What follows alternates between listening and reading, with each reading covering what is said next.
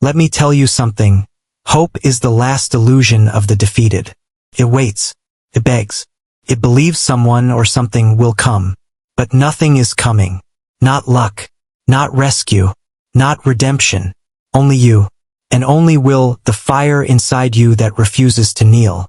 Nietzsche knew this. The strong don't wish for better days, they create them. They don't hope for mercy.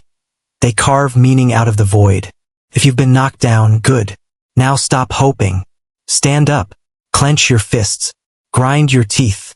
And will yourself forward, not because it's easy, but because you were built to rise. Number 1. Hope waits. Will acts. That's the dividing line between those who change their lives and those who die waiting. Hope says, maybe tomorrow. Will says, now. Hope says, I'll try. Will says, I must. Hope is soft. Comforts. It wraps you in warm words and empty promises. But will is a blade. It cuts through the excuses, the delays, the weakness. It demands movement. It doesn't ask if the conditions are right. It creates them. This world is drowning in hope. Everyone hoping things get better. Hoping they catch a break. Hoping someone sees them, saves them, understands them. But here's the truth. No one is coming.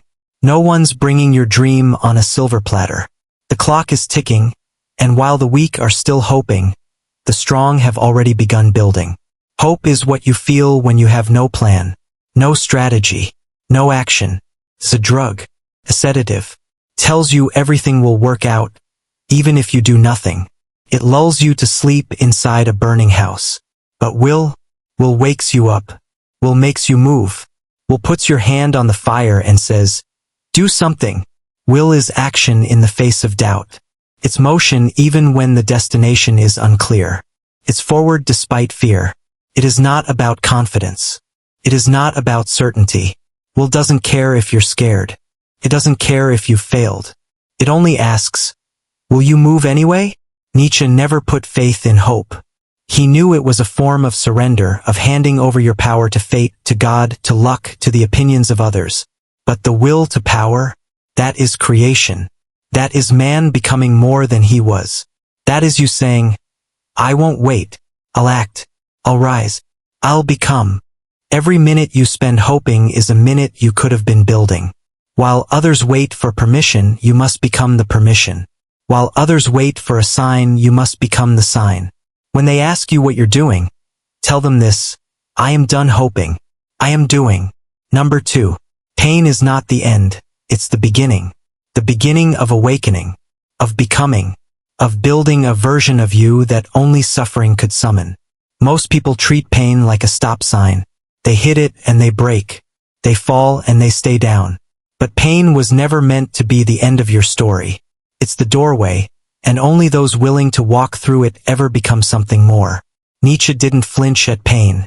He embraced it, because he understood that pain is the price of transformation. Comfort protects you, but it also numbs you. Pain, on the other hand, reveals truth. Tears away the lies, the masks, the illusions. It shows you exactly who you are and exactly who you could become if you're willing to fight through it. You don't grow on the good days. You don't evolve when everything's easy. You evolve when you're brought to your knees and refuse to stay there. That moment where everything breaks, where everything burns, where everything feels like it's been ripped from you. That's where the real work starts. Pain is a test, but it's also a gift, because it means the process has begun.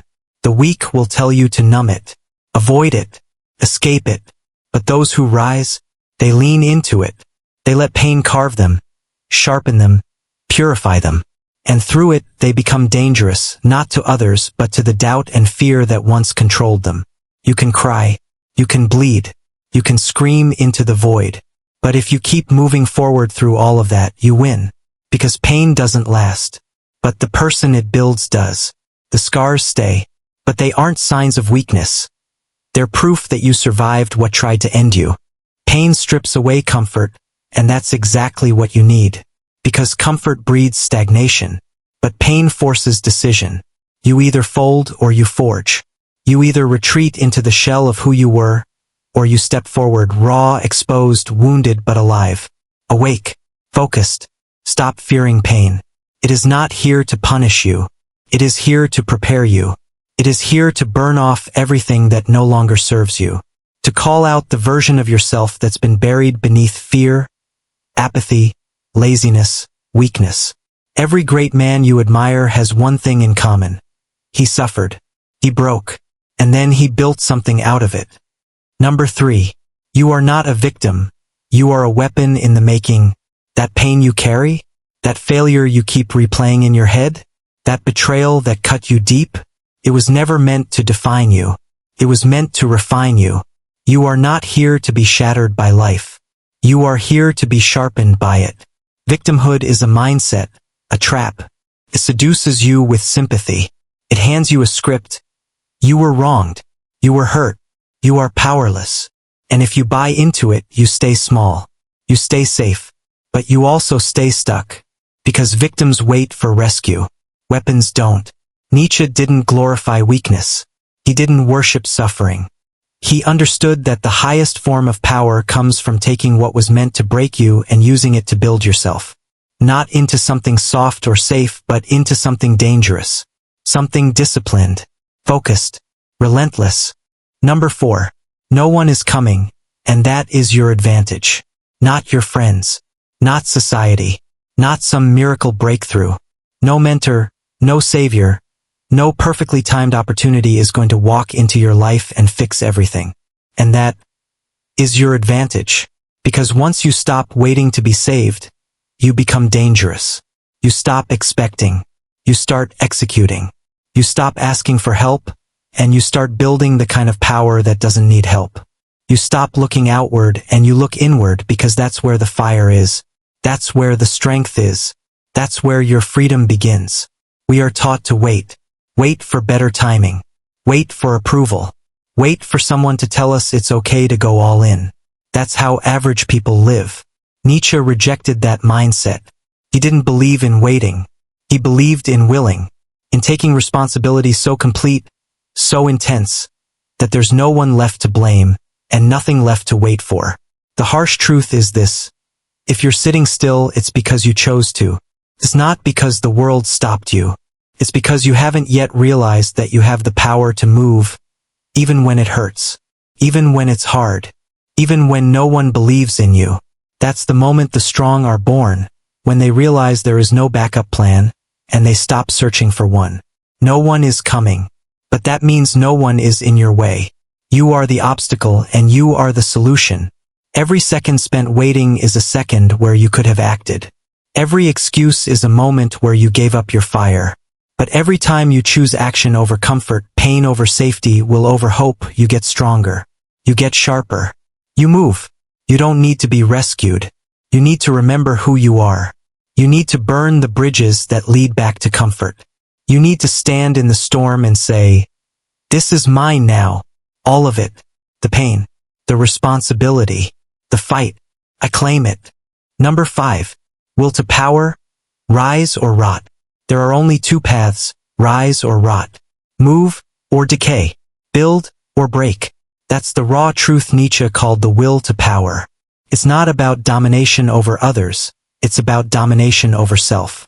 It's the relentless force within you that refuses to settle. The drive to overcome, to rise beyond what you were told you could be, to evolve into something greater, not by chance but by choice. The will to power is not hope. It's not luck. It's not waiting for your turn. It is becoming dangerous, to doubt, to weakness, to every limitation you've been taught to believe in. It is the refusal to rot slowly in the comfort of mediocrity. There is no middle ground here. You either rise or you decay. Every day, every decision, every moment you hesitate, the rot creeps in. A little more fear, a little more apathy, a little more comfort disguised as self-care. And before you know it, you're buried alive under a mountain of wasted potential, surrounded by what you could have been. But that doesn't have to be your story. The will to power lives in you, and it doesn't ask for permission. It doesn't wait for motivation.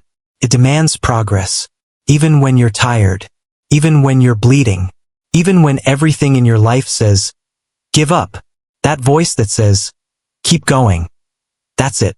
That's the will to power calling you forward, dragging you from the mud of doubt and pushing you towards something higher. You don't have to be fearless. You don't have to be perfect. But you do have to move, because motion is the proof of will. And motion is what separates the few who become from the many who merely exist. Nietzsche knew that life isn't about comfort. It's about becoming worthy of the life you dream about. It's about rising every time the world gives you a reason to quit. It's about choosing forward motion over self-pity, power over hope, action over waiting,